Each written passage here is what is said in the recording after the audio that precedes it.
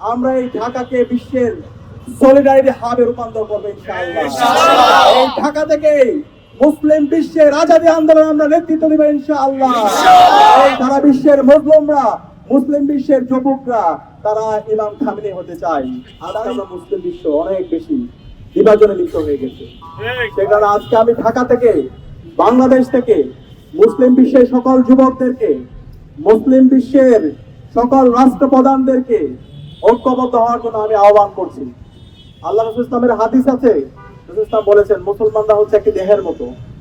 দেহের কোন অঙ্গে যখন কেউ আঘাতপ্রাপ্ত হয়, সারা শরীর যেমন ব্যথা করে, একই সাথে সারা বিশ্বের মুসলমানরা কোন এক প্রান্তে যদি কেউ আহত হয়, কেউ যদি শহীদ হয়, তাহলে সকল মুসলমানরা যেন তাকে ধারণ করে।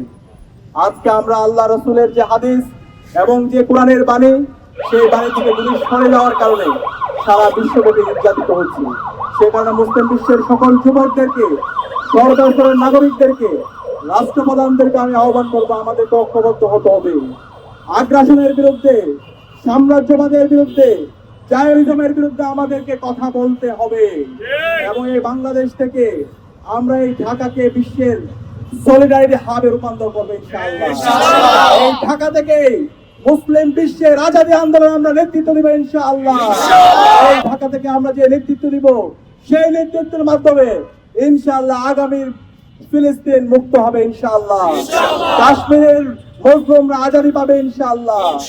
উইগরের মুসলিমরা আজাদী পাবে ইনশাআল্লাহ। রাখাইনের মুসলিমরা মুক্তি পাবে ইনশাআল্লাহ। ইরানের মুসলিমরা মুক্তি পাবে ইনশাআল্লাহ। আমরা বলতে চাই, আমরা দেখতে পেয়েছি গত বছর জুনের 12 দিন ব্যাপী যুদ্ধের পরে ইসরায়েল এবং মার্কিনীদের সাথে যে আলোচনা চলছিল, সেই আলোচনা পরবর্তী আমরা বিশ্বাস করেছিলাম, আমরা আশা করেছিলাম ডিপ্লোম্যাটিক সলিউশনের মাধ্যমে এই যুদ্ধ বন্ধ হবে। কিন্তু আমরা দেখতে পেয়েছি এই আলোচনা যখন চলছে, সেই সময়ে এই ইসরায়েলি কাপুরুষরা, এই মার্কিনী কাপুরুষরা তারা নিরহ মানুষদের উপর হামলা করে শত শত মানুষকে শহীদ করেছে। আমরা ঠিক এই বছরও দেখতে পেয়েছি যখন আলোচনা চলছিল, সেই আলোচনার মুহূর্তে এই জায়নিস্টরা, এই মার্কিনী সাম্রাজ্যবাদীরা নিরহ মানুষদের উপর হামলা করে তারা শত শত মানুষদেরকে শহীদ করেছে। আমরা দেখতে পেয়েছি বছরের পর বছর জুড়ে এই জায়নিস্টরা, এই মার্কিনী সাম্রাজ্যবাদীরা এই ফিলিস্তিনের নিরহ মানুষদের উপর হামলা করে শত শত আমার ভাই বোনদেরকে শহীদ করেছে। আজকে সারা বিশ্বের উন্মুক্ত কারাগার আমাদের গাজা, আমরা আমাদের ইহিয়া সিনোয়ারকে হারিয়েছি, আমরা আমাদের ইসমাইল হানিয়াকে হারিয়েছি। আমরা দেখতে পাচ্ছি আজকে সারা বিশ্বের এক উন্মুক্ত কারাগার গাজা। আজকে আমাদের ফিলিস্তিনের পাশাপাশি ইরানেও এই ইসরায়েলি জায়নিস্টরা এবং মার্কিনী সাম্রাজ্যবাদীরা ক্রমাগত হামলা করে আমাদের এই মুক্তি আন্দোলনের অন্যতম নেতা ইমাম খামেনিকে তারা শহীদ করেছে।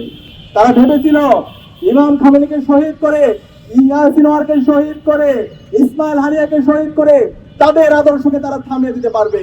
কিন্তু আজকে সারা বিশ্বব্যাপী, সারা বিশ্বের মুসলিমরা, মুসলিম বিশ্বের যুবকরা তারা ইমাম খামেনি হতে চায়, তারা ইহিয়া সিনোয়ার হতে চায়, তারা ইসমাইল হানিয়া হতে চায়। এবং আমরা বিশ্বাস করি মুসলিম বিশ্বের যুবকদেরকে সাথে নিয়ে আমরা এই আগ্রাসন ভেঙে দিব, আমরা এই আধিপত্যবাদ ভেঙে দিব, আমরা এই জায়নবাদ ভেঙে দিব ইনশাআল্লাহ। সে কারণে আমি সবাইকে অনুরোধ করবো, আমাদের ঐক্যবদ্ধ হতে হবে। আমরা যদি ঐক্যবদ্ধ না হয়, আজকে ইরানের উপর যে হামলা হচ্ছে, আজকে ফিলিস্তিনের উপর যে হামলা হচ্ছে, একইভাবে সকল মুসলিম বিশ্বের উপর, সকল দেশের উপর হামলা হবে।